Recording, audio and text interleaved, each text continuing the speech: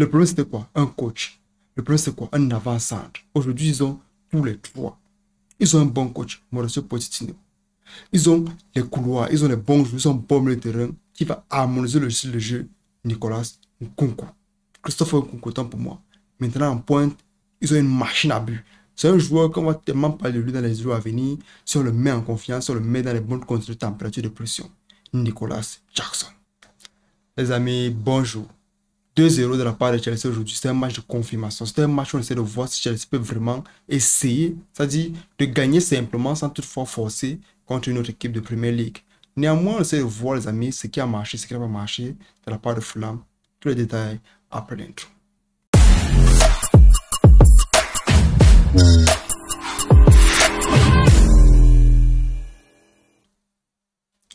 Je vous ai dit ici plusieurs fois, les amis, Chelsea n'a pas besoin de tellement de choses pour changer et retrouver son niveau. Pourquoi? Parce que vous avez tous les joueurs.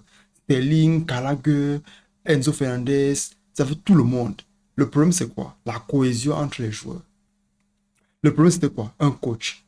Le problème, c'est quoi? Un avant-centre. Aujourd'hui, ils ont tous les trois. Ils ont un bon coach, Mauricio Pochettino. Ils ont les couloirs, ils ont les bons joueurs, ils ont un bon milieu de terrain qui va harmoniser le style de jeu. Nicolas Nkunku.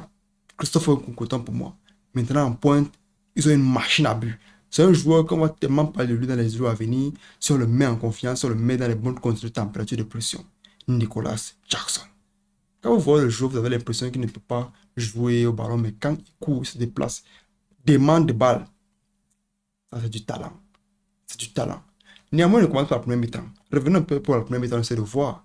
À la première mi-temps, les amis, on a un match qui commence déjà avec un Fulham qui démontre toute sa faiblesse. C'est-à-dire, les milieux de terrain s'embrouillent et tout et tout. Ça fait que Chelsea entre dans une zone d'entraînement très posée, très simple. Le ballon arrive à Enzo Fernandez, il donne un concours remet sur le couloir, ou bien il donne à Sterling. Sterling, c'est de faire la vitesse, revenir à l'intérieur, de les passes 1-2 combinaisons. C'est de ça que Pochettino avait besoin. C'est de ça que les fans de Chelsea avaient besoin. Aujourd'hui, Chelsea fait peur à toutes les autres grandes équipes. Pourquoi? Parce que ils ont retrouvé leur niveau. C'est Chelsea. C'est de Chelsea qu'on parle. Je vous rappelle que Chelsea, ici, là, si c'est quelqu'un attrapait chaque équipe à l'époque où on avait Thomas Tuchel, prime de Chelsea. Ils t'attrapent toutes les équipes. Même City, avec un canton au milieu de terrain, ils avaient peur. Ils savent. Ils savent. Donc, quand Chelsea va reprendre le poil de la bête, en Angleterre, même Arsenal va se mettre à courir derrière eux. Et c'était de ça que les fans de Chelsea avaient besoin. D'un match confirmation comme ça pour montrer aux fans, revenez au stade, revenez payer les billets. Néanmoins, les amis, comme je l'ai dit tantôt, le match commence avec un tempo un peu différent. Déjà, on a Chelsea qui pousse. Il pousse. À la 19e minute, on a un centre de nulle part, un coup franc, un corner, autant pour moi. On a un vieux Thiago Silva, c'est-à-dire un vieux lion qui vous dit que c'est de la vieille mamite qu'on fait les meilleures sauces. Il te saute, il te met le ballon, il ne jubile pas trop. C'est un match amical, il ne jubile pas trop. Il dit que non, il ne faut pas que le jubilé demande mon âge. Non. 38 ans néanmoins, c'est un joueur qui continue toujours à prouver qu'il est un bon défenseur.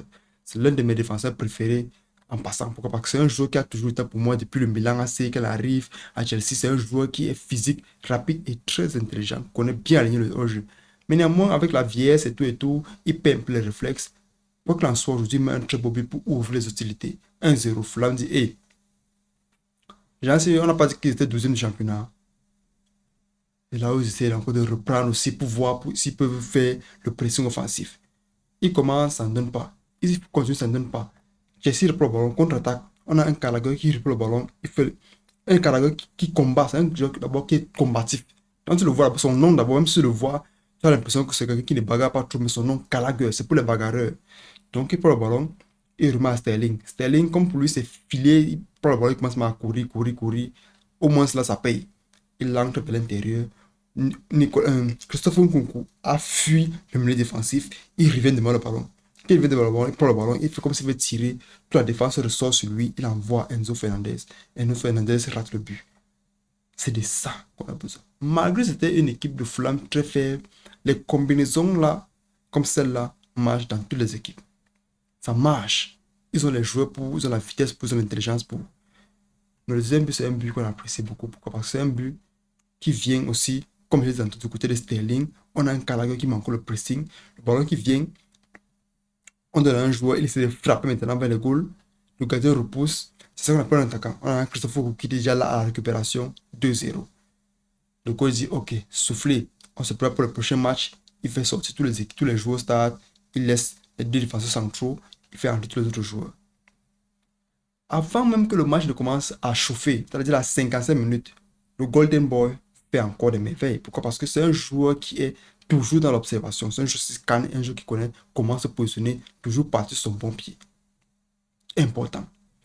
Le ballon qui arrive sur les pieds de Lewis Hall, on a Nicolas Jackson qui prend l'information. Il regarde le gardien en colonne le goal. Le défenseur est très proche. La vitesse, la passe mesurée. Il commence à courir. Le défenseur le suit très tardivement. Le ballon qui s'ancre maintenant dans le pas de Hall, bien posé. Le problème, c'est quoi? Le ballon qui est mesuré arrive sur un pied un peu à mi-hauteur. Donc, il faut sauter pour prendre. Ça devient très compliqué. L'une des seules choses qui a marqué un but comme ça, c'était Zinedine Zidane lors de la Coupe du Monde 2002. Où il réussit à prendre le ballon comme ça, là, jusqu'à aujourd'hui, ça entre encore dans les meilleurs buts de l'histoire. Donc, quand il réussit le ballon comme ça, là, il prend le ballon, ça pose bien son pied, certes, mais le ballon qui revient à mi-hauteur, quand tu sautes, tu n'as pas bien mesuré le saut, ça va flancher un peu, c'est pour ça que ça ne s'encadre pas. Quoi qu'il en soit, les fans applaudissent, les fans sont contents. Ils ont espoir, ils ont un attaquant de classe mondiale, Nicolas Jackson. Même si aujourd'hui, son nom ne brille pas encore comme tous les autres joueurs, c'est avec les détails du joueur qu'on reconnaît un talent. C'est avec la façon que le joueur se déplace. C'est avec la façon que l'attaquant demande le ballon, il regarde, observe, qu'on connaît qu'il peut être un attaquant qui brille. On l'a vu avec tous les grands joueurs. On l'a vu avec tous les grands joueurs.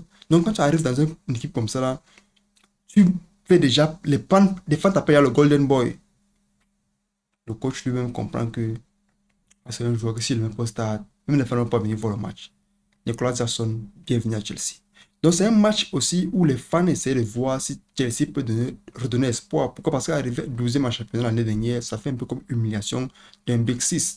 Donc aujourd'hui c'est un match qui était un match de confirmation. Les fans sont contents, les joueurs sont contents, le coach est content. Il a même lui-même dit que c'était un match où les joueurs, surtout ceux qu'on a recrutés, doivent prouver qu'ils peuvent combiner et essayer de faire une équipe harmonieuse, une équipe compétitive pour gagner les matchs.